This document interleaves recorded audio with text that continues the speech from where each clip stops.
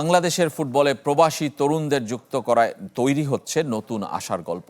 সেই গল্পের অন্যতম আলোচিত অধ্যায় রোনান ও ডেকলান সুলিভান। যুক্তরাষ্ট্রের এই দুই যমজ ভাইয়ের হাত ধরে অনূর্ধ্ব-20 সাফ চ্যাম্পিয়নশিপে শিরোপা জিতেছিল বাংলাদেশ। গার্ডিয়ানকে দেয়া সাক্ষাৎকারে জানিয়েছেন তারা তাদের গল্প। আর সঠিক পরিকল্পনার মাধ্যমে বিশ্ব র্যাঙ্কিংয়ে বাংলাদেশকে 150-র মধ্যে দেখতে চান কোচ টমাস ডুলি। একটা পেনাল্টি আর তাতেই ইতিহাস। বাংলাদেশের জার্সিতে প্রথমবার অংশ নিয়ে শিরোপা জিতেন ফিলাডেলফিয়ার যমজ ভাই রোনান ও ডেকলান সুলিভান।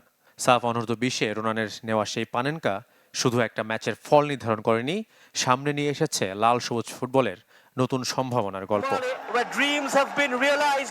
যুক্তরাজ্যের সংবাদ মাধ্যম গার্ডিয়ানকে দেওয়া সাক্ষাৎকারে উঠে এসেছে সুলিভান ব্রাদার্সের বাংলাদেশ যাত্রার গল্প। ইনস্টাগ্রামে সেভ বাংলাদেশ ফুটবল নামের একটি পেজ আমাদের সাথে যোগাযোগ শুরু করে। এরপর দীর্ঘ প্রক্রিয়া পেরিয়ে বাংলাদেশের অনূর্ধ্ব-20 দলের ক্যাম্পে যোগ দেই। বাংলাদেশি বংশোদ্ভূত এই দুই তরুণের সামনে ছিল যুক্তরাষ্ট্র ও জার্মানির হয়ে খেলার সুযোগ, কিন্তু বেছে নিয়েছেন মায়ের দেশ বাংলাদেশকে। প্রথমবার বাংলাদেশে এসে ভাষা, সংস্কৃতি আর মাঠের পরিবেশ সবকিছুর সঙ্গে মানিয়ে নেওয়াটাও ছিল চ্যালেঞ্জ। তবে প্রতিভা আর পারফরমেন্স দিয়ে দ্রুতই জায়গা করে নেন দলের মধ্যে। যখন আপনি বিদেশ থেকে যাবেন তখন সতীর্থদের কাছ থেকে বল পাওয়া কঠিন। সবার সাথে ভাষার দূরত্বও ছিল। তবে কয়েকবার বল নেওয়ার পর তাদের বোঝাতে সক্ষম হয়েছি আমি কি পারি। সুলিভান ভাইদের গল্প এখন আর একা নয়। বিশ্বের বিভিন্ন প্রান্তে ছড়িয়ে থাকা বাংলাদেশি বংশোদ্ভূত ফুটবলারদের জাতীয় দলের সাথে যুক্ত করে সম্ভাবনা তৈরি হয়েছে নতুন করে, যা নিয়ে কথা বলেছেন কোচ থমাস ডুলি।